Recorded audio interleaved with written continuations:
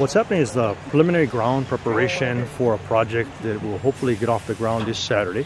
And when I say get off the ground, it's actual build of 20 microstructures to provide emergency transitional sheltering for the residents that were impacted by the current eruption event. So it'll be managed by Hope Services Hawaii, who has a lease on this property and was actually planning on building a homeless support shelter facility here. And with the land being available currently and fitting into the concept of putting microstructures down as temporary transitional emergency shelters, it just worked out perfectly.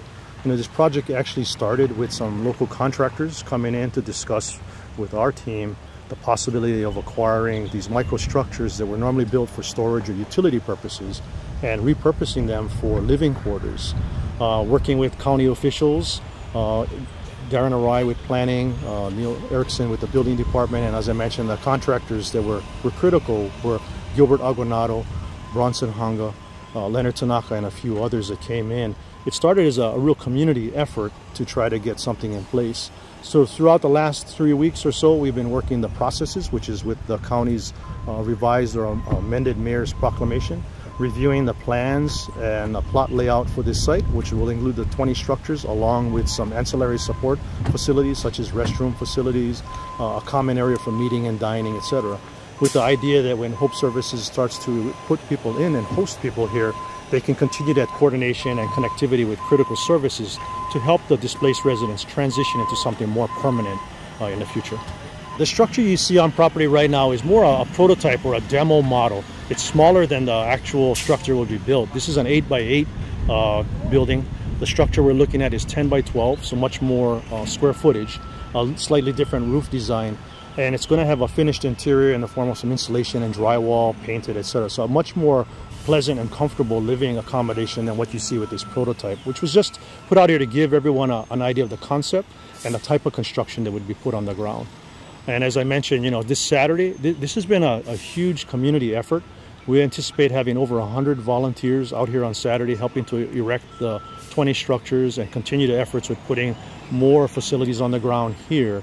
And really, this effort has been 100% community driven with the contractors and business partners out there.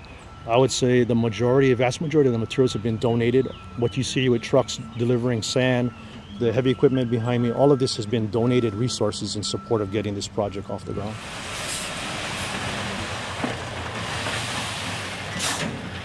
Well, given the size, you know, we want to make it comfortable. So the conversations taking place between some of the agencies that are doing the intake and outreach with the families and individuals displaced is explaining to them what kind of conditions they can expect here and really leaving it up to them whether it would function or work for them. Because you can imagine right now there are families out there, mom and dad with maybe 4 kids, currently taking refuge in a car or in a tent. And what's being offered is something more secure, safe, and hardened that can give them better protection from the elements and a much more comfortable environment and stable environment to be in. So we're really leaving it up to those agencies, especially Hope Services, who will be managing this particular project once it's operational, as well as to the families, what will work for them, because we don't want to make their lives any more difficult than it really is at this point, but it's giving them options for something that's a stepping stone to a more permanent solution for them.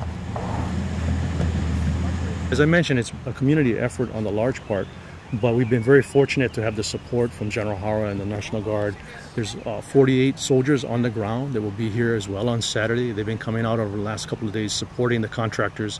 They're part of an engineering group with the National Guard. This is their peacetime mission, which is to help building construction and support community efforts like this. So again, we're very fortunate. They've been on station from earlier in the week supporting some of the ground prep, and they will be here on Saturday as well as part of that well over 100-person contingent working on making this happen.